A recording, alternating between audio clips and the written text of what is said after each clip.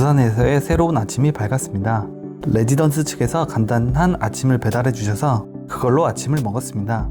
브런치 느낌입니다. 준비를 마치고 다시 부산 여행을 시작해 봅니다. 높은 건물은 아직도 익숙해지지 않았습니다. 남천동 벚꽃길과 광안리 해변을 보기 위해 39번 버스를 타고 이동합니다. 저희는 남천동 벚꽃길에서 벚꽃을 실컷 본 후 광안리 해변까지 쭉 걸으면서 구경하는 게 목표입니다. 남천동 벚꽃거리에 도착했습니다. 여기가 왜 벚꽃길이라 이름 붙여졌는지 알 것 같습니다. 이때가 살짝 벚꽃이 떨어지고 있을 때라 벚꽃 비가 내렸습니다. 분홍분홍한 색이 언제 봐도 참 예쁩니다. 삼익 비치타운 아파트로 들어왔습니다. 와, 진짜 여기는 벚꽃의 천국이었습니다. 낡은 신발과 극명하게 대비되는 싱그러운 분홍색의 벚꽃잎입니다. 다만 치우시는 분과 여기 사시는 분은 좀 불편하시겠다는 생각이 하나하나는 진짜 작은 존재인데 집의 위대함을 다시 한번 느낍니다. 이제 광안리 해수욕장을 보러 이동합니다. 4월 초인데도 벌써 수상 스포츠를 즐기시는 분이 계셨습니다. 잠시 동안 넋을 놓고 바라봤습니다. 진짜 시원하게 바다 가르시면서 잘 타십니다. 바다에 빠지시는 순간을 목격한 이곳은 광안대교 모습을 한눈에 볼 수 있는 광안리 해수욕장입니다. 길이가 다시 봐도 정말 긴 다리입니다. 특히 이 중앙 부분은 현수교로 지어서 조형미가 좋습니다. 우측에는 저희가 아까 벚꽃을 구경했던 아파트가 있습니다. 금강산도 식후경이라고 점심 식사를 할 숙성도로 이동했습니다. 웨이팅이 좀 길어서 웨이팅은 걸고 다시 나왔습니다. 기다리면서 파도가 치는 것을 멍하니 쳐다봤습니다. 광안대교와 하얗게 부서지는 파도, 한 폭의 그림 같습니다. 숙성도 테이블은 최대 2시간 이용할 수 있습니다. 저희는 1시간 컷이 충분히 가능하기 때문에 신경 쓰지 않죠. 숙성 중인지 숙성된 고기인지 모르겠지만 참 먹음직스러웠습니다. 기다림 끝에 좌석에 작성했습니다. 메뉴판은 이렇습니다.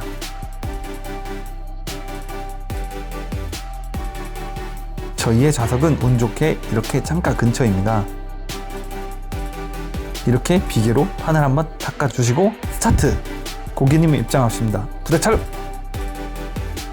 고기를 구워주시는 분께서 어떻게 맛있게 먹는지 설명해 주셨습니다. 뒷면도 꼼꼼하게 지글지글 굽습니다. 고기가 두툼하기 때문에 옆면도 꼼꼼하게 구워주십니다. 고기 두께가 두꺼워서 저렇게 자르면 안쪽은 거의 안 익었습니다. It's 식사 타임! 김치찌개에 고기가 많아서 참 좋았습니다. 알려주신 방법으로 먹으니 더 맛있었던 것 같습니다. 식사를 마친 후에는 러브 이즈 기빙에 방문했습니다. 예쁜 엽서들이 하나 가득이었습니다. 예쁜 인테리어 소품이 가게 안을 가득 채우고 있었습니다. 저는 형형색색 빛나는 저 촛불이 참 탐나더라고요. 안쪽도 바깥쪽도 모두 예쁜 가게였습니다. 다음은 입구가 완전 독특한 분홍이네에 방문했습니다. 영락없는 자판기 모양인데 실제로는 입구입니다. 엉뚱발랄한 심슨 가족이 소파에서 쉬고 있습니다. 이렇게 여심을 저격하는 핑크핑크한 방도 있습니다.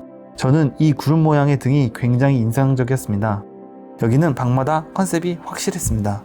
광안리에서 마지막 가게는 러브 액츄얼리였습니다.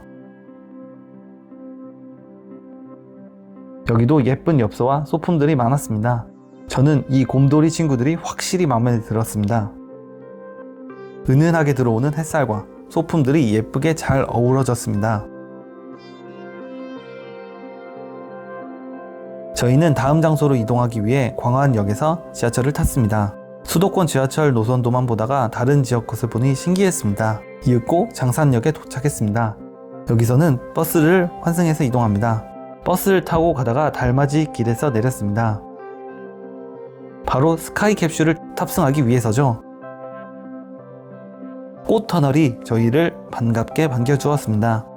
미포 블루라인 광장에는 기차의 객실 모양을 한 푸드트럭들이 꽤 있었습니다. 군것질의 충동을 참아내고 스카이 캡슐 탑승 대기줄에 줄을 섰습니다. 이렇게 끝에서 스카이 캡슐의 방향을 바꾸는 작업을 하고 있습니다. 빨강, 노랑, 파랑 등 다양한 스카이 캡슐 색이 존재합니다. 저희가 탑승할 스카이 캡슐입니다. 사방에 있는 큰 창 때문에 경치를 구경하기에는 최적입니다. 처음 출발할 때는 속도가 정말 느립니다. 이렇게 조금 시간이 지나면 사람 걷는 것만큼 빨라집니다.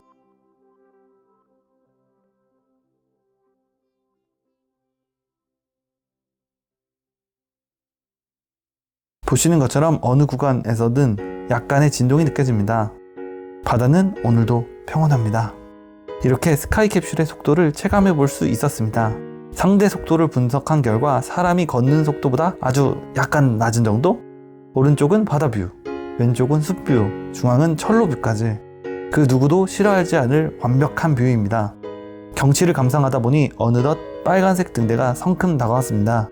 이제는 모두가 헤어져야 할 시간이죠.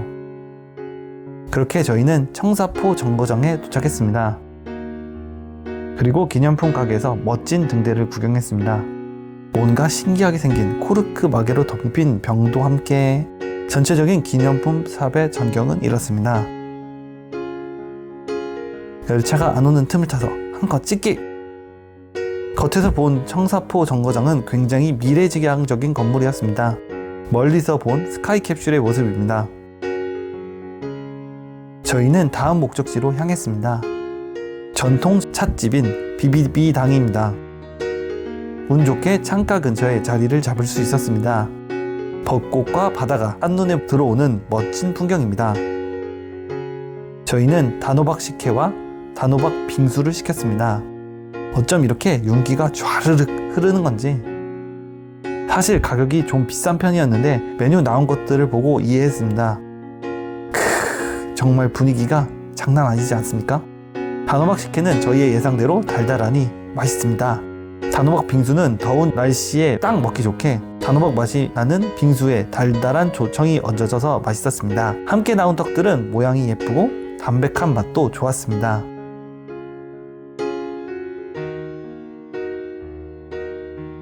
한옥 인테리어가 참으로 예뻤습니다. 이렇게 좌식 테이블들도 있었습니다. 조상님들께서는 좌식 생활을 하셨죠. 충분히 여유를 즐긴 후 저희는 해운대 달맞이 길을 따라 숙소로 돌아왔습니다. 해운대 달맞이 길은 정말 잘 꾸며져 있어 내내 눈이 즐거웠습니다. 달을 맞이하려는 토끼들일까요? 이렇게 공원들도 잘 조성되어 있었습니다.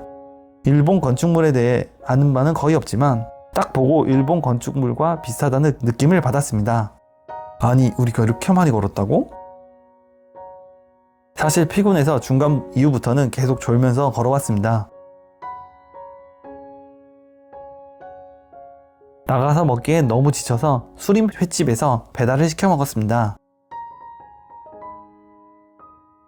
초밥을 먹을 수도 있게 밥을 앙증맞게 빚어서 따로 주셨습니다.